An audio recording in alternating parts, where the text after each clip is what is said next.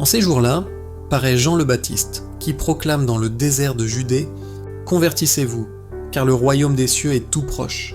Jean est celui que désignait la parole prononcée par le prophète Isaïe, voix de celui qui crie dans le désert « Préparez le chemin du Seigneur, rendez droit ses sentiers ». Lui, Jean, portait un vêtement de poil de chameau et une ceinture de cuir autour des reins. Il avait pour nourriture des sauterelles et du miel sauvage. Alors Jérusalem, toute la Judée et toute la région du Jourdain se rendaient auprès de lui, et ils étaient baptisés par lui dans le Jourdain en reconnaissant leurs péchés. Voyant beaucoup de pharisiens et de sadducéens se présenter à son baptême, il leur dit « Engeance de vipères, qui vous a appris à fuir la colère qui vient? Produisez donc un fruit digne de la conversion. N'allez pas dire en vous-même « Nous avons Abraham pour père », car je vous le dis, des pierres que voici, Dieu peut faire surgir des enfants à Abraham. Déjà la cognée se trouve à la racine des arbres. Tout arbre qui ne produit pas de bons fruits va être coupé et jeté au feu. Moi je vous baptise dans l'eau en vue de la conversion. Mais celui qui vient derrière moi est plus fort que moi, et je ne suis pas digne de lui retirer ses sandales. Lui vous baptisera dans l'Esprit Saint et le feu. Il tient dans sa main la pelle à vanner, il va nettoyer son aire à battre le blé, et il amassera son grain dans le grenier. Quant à la paille, il la brûlera au feu qui ne s'éteint pas. Mes frères, mes sœurs, en ce temps de l'Avent, alors que la liturgie nous invite à avancer à pas mesurés vers la venue du Seigneur, eh bien l'Évangile nous place aujourd'hui devant une figure rude, dérangeante, mais absolument nécessaire, en la personne de Jean le Baptiste. Il surgit dans le désert, dit le texte. Pas dans les palais, pas dans les temples, mais dans cet espace où tout superflu tombe, où l'homme peut enfin se retrouver seul devant Dieu, où la parole peut enfin résonner librement. Jean proclame alors « Convertissez-vous, car le royaume des cieux est tout proche ».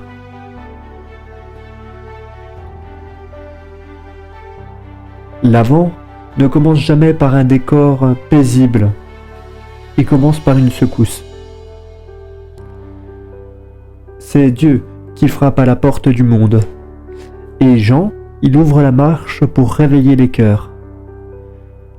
Le désert où il prêche, c'est pas seulement un lieu géographique, c'est notre désert intérieur. Cet endroit où on va pas souvent, parce qu'on n'aime pas y voir nos fragilités, nos incohérences, nos illusions. Mais c'est précisément dans ce désert que l'Évangile nous conduit aujourd'hui. Jean reprend les paroles du prophète Isaïe. Il dit « Préparez le chemin du Seigneur, rendez droit ses sentiers ». Remarquons, frères et sœurs, que le chemin n'est pas le nôtre. Il ne s'agit pas d'aller vers Dieu par nos efforts, mais de laisser Dieu venir à nous. La conversion, ce n'est pas grimper vers le ciel par la force. La conversion, c'est enlever les obstacles qui empêchent le ciel de descendre. C'est redresser ce qui est tordu, c'est combler ce qui manque. C'est aplanir ce qui blesse. Et du coup, l'Avent, ça devient alors une vraie œuvre d'art, une œuvre intérieure, qui pourrait s'appeler « ouvrir un passage à la grâce ». Le Baptiste, dans le texte, il est dit qu'il est vêtu de poils de chameau, qu'il mange des sauterelles et du miel sauvage. C'est vraiment un prophète qui ne séduit pas. Le Baptiste, il ne charme pas, mais il réveille. Parfois, on voudrait un Dieu qui est doux, presque décoratif. Un Dieu qui accompagne nos projets.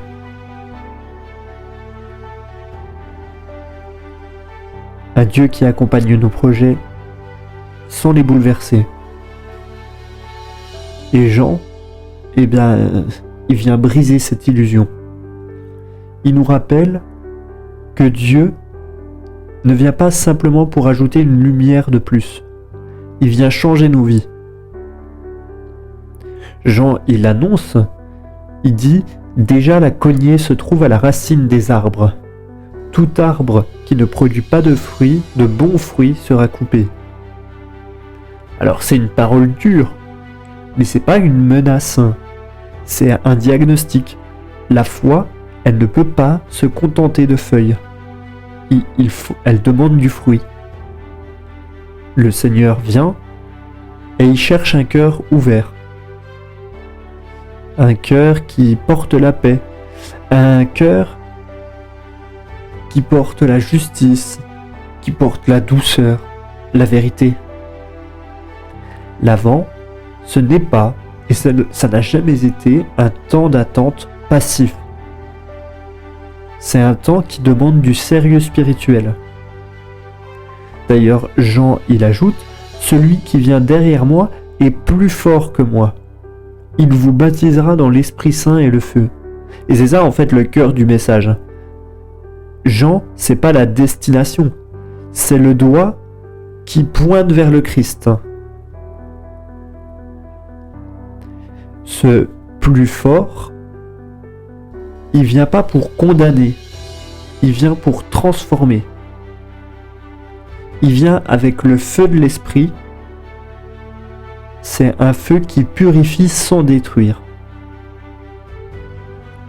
Comme la braise qui réchauffe, cette même braise qui éclaire un petit peu et qui redonne vie à ce qui était endormi. L'Avent nous tourne alors vers cette venue. C'est un Dieu qui ne nous laisse pas tels que nous sommes. C'est un Dieu qui vient souffler sur les braises de notre foi pour rallumer une flamme. Alors mes frères, mes sœurs, ce deuxième dimanche de l'Avent, ça nous rappelle que l'attente chrétienne, c'est jamais passif. Attendre le Christ, ce n'est pas regarder un calendrier en ouvrant une case jour par jour. C'est préparer en nous un espace où Dieu pourra réellement entrer. Et le Baptiste nous demande: quelles routes sont tortueuses en moi? Quel ravin de négligence, de sécheresse, de division faut-il combler? Quelle parole me manque pour que le Seigneur trouve en moi un cœur disponible? Avant après avant, Dieu nous rejoint dans notre désert pour faire renaître en nous la joie, la simplicité et la vigilance des cœurs pauvres. Et d'ailleurs, si on tend l'oreille, on peut encore l'entendre. On peut encore entendre Jean crier, encore. Il crie dans nos routines, dans nos replis, dans notre fatigue aussi. Et il crie: préparez les chemins du Seigneur. C'est pas une injonction lourde, très loin de là, c'est une promesse. Et si nous préparons le chemin, le Seigneur viendra. Et s'il vient, eh bien alors tout peut recommencer. Alors, que pour vous aussi, et pour vous, que cet Avent soit pour nous le temps de purifier notre regard, d'adoucir notre parole et d'ouvrir nos mains et de laisser l'Esprit Saint redresser nos chemins. Parce que celui qui vient est plus fort que nos résistances. Il est plus fort que nos blessures. Et il est encore plus fort que nos déserts. Amen.